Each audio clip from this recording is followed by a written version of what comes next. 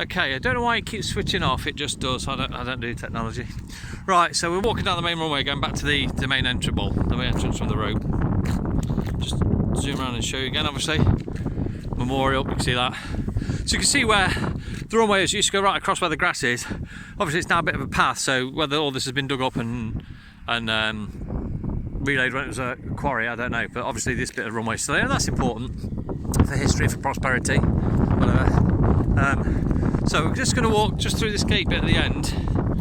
I'm going to show you where the third runway was. It was an A, like they called an A-frame, I think it is, runway. But this, I do believe, was the main one. This was the main runway to RAF Woodhall Spa. So lots of men, what are we now, 2000. So lots of men, I don't know, 80 years ago, thundering down here at 120, 130, 40, whatever, knots, miles per hour, whatever you measure it in.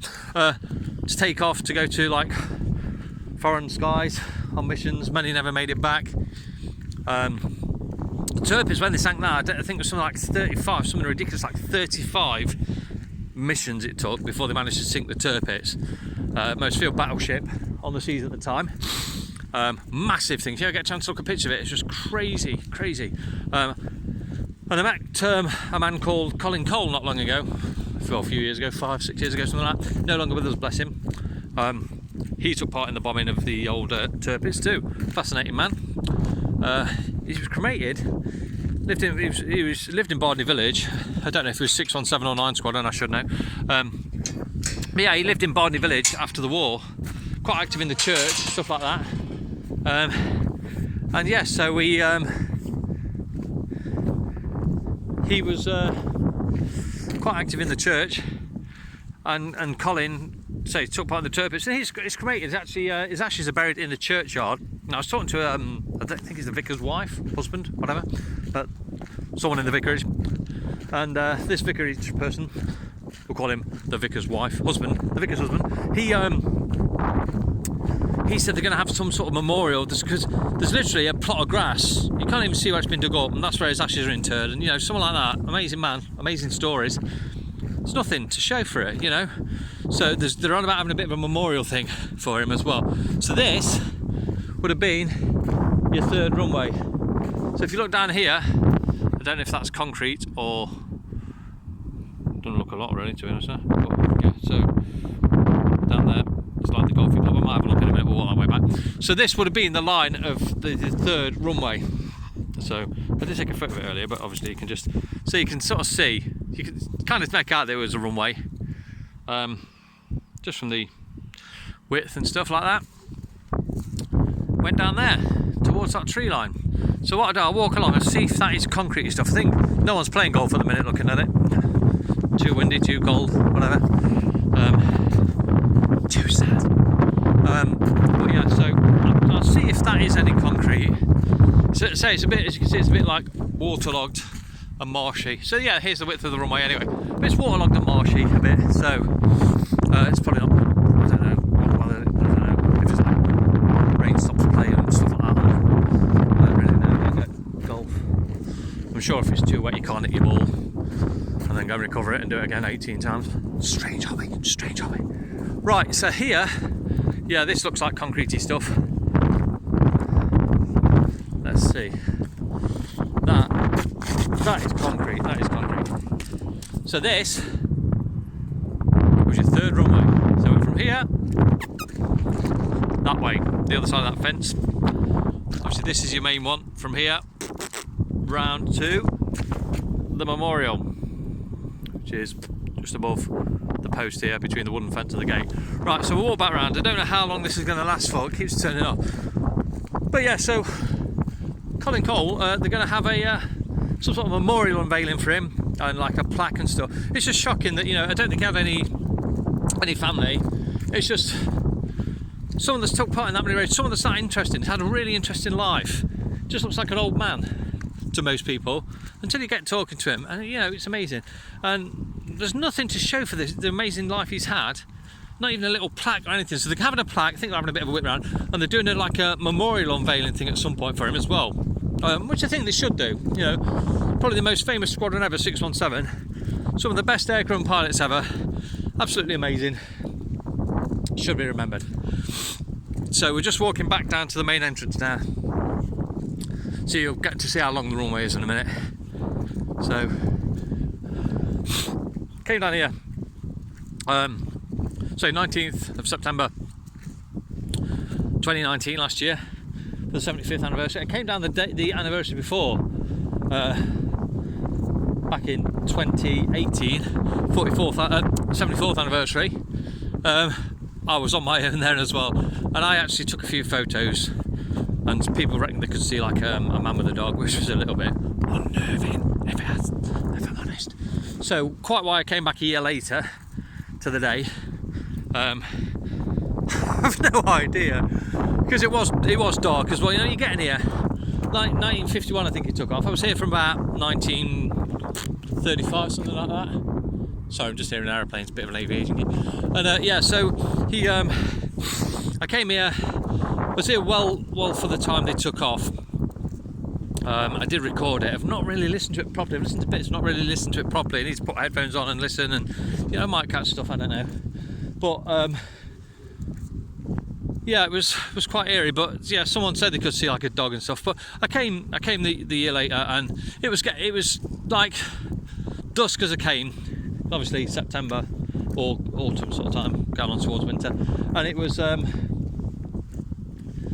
it was getting dark, and then sort of came down here, and it wasn't pitch black, but then by the time the sort of time came, you know, for the takeoff and all that sort of stuff, it was black, and driving out it was absolutely pitch black.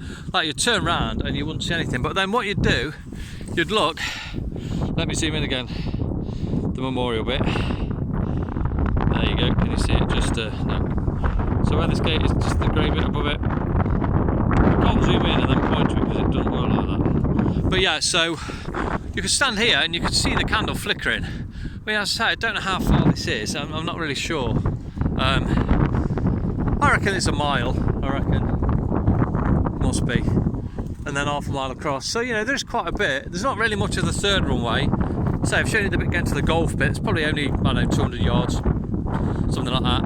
And obviously the field, you can see where it's flat and level and stuff. That was obviously your third runway.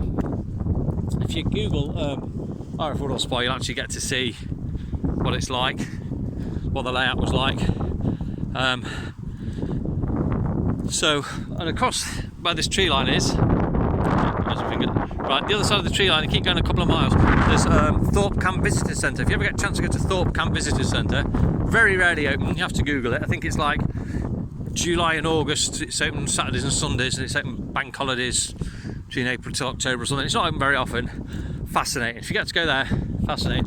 There's actually more than the looks, if that makes sense. There's a load of old buildings. It was the domestic site, so there's like some of the old buildings there, and the dinghy practice pool thing, I don't know what you call it, where they used to practice the dinghy things in case they had to ditch in the sea.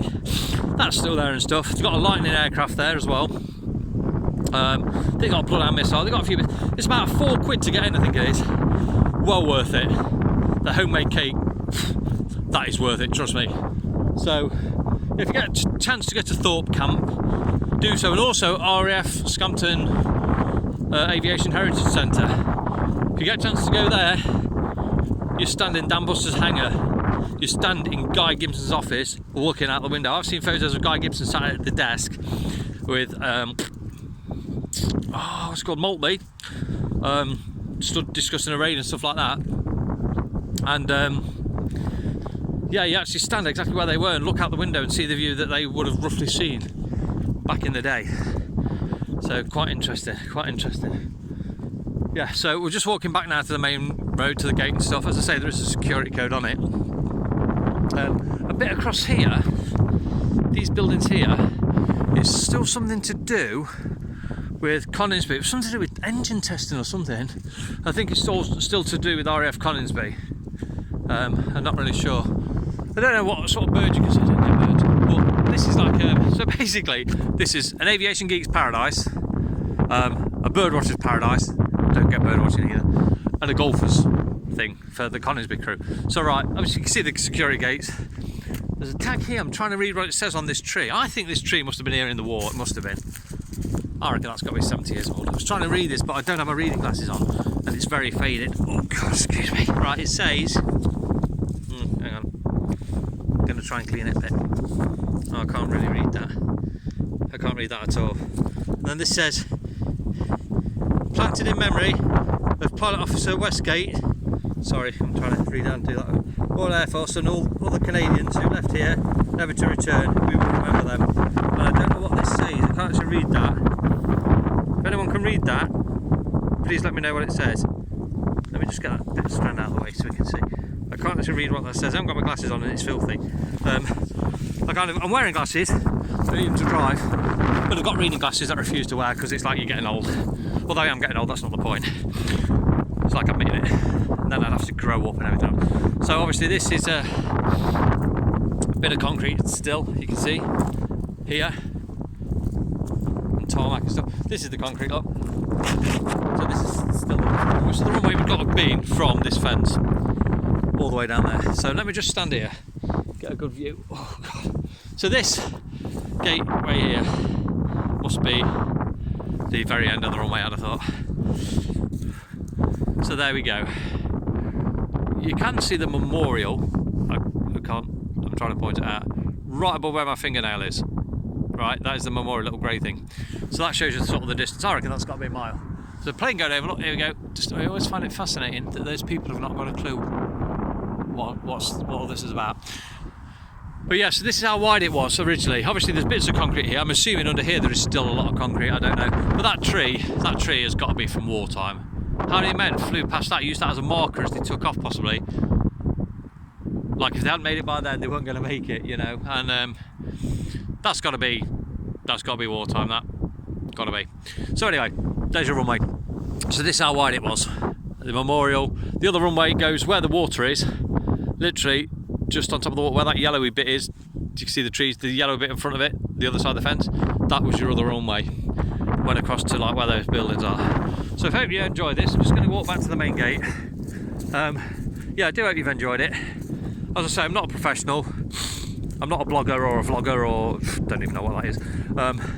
But it'll tell you a little bit about it on here. I just walk back. This is a poem. I'm not a poet either, bear in mind. It says, the Lancs have left from fenland skies to clamber, and the fret has gone. Their crews and those who watched with anxious eyes for homing kites are long departed. Through roofless huts and fissured tarmac grow the thrusting weeds, and there is little left to show what was once here.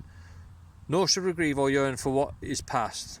This place, designed for war, has served its turn. Let nature now take back its own. The ravages of age and time cannot decay the greater work. These artifacts of steel and concrete pass away, the deeds remain. By Philip A. Nicholson. As I say, I'm sorry about that, I'm not a poet. I can't read poetry. Don't even get me started on Shakespeare. But so that's, let me just show you once more. So that's the whole runway. So I'm now going to turn it off. Hope you've enjoyed it.